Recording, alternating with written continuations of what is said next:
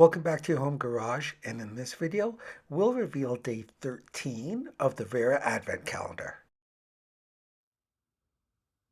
So far we have a wand halter with various hex keys, along with a pouch, a handle, micro and large bits, and our magnet.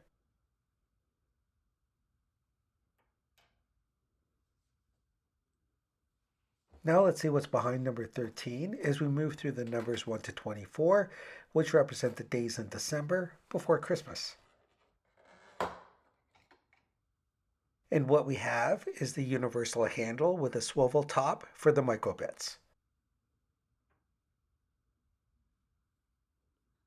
And don't forget to tune into the next video to reveal day 14.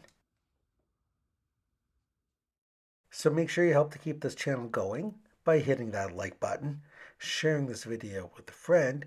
Also, please comment below as I reply to all. Plus, don't forget to subscribe. And we'll see you next time on your home garage.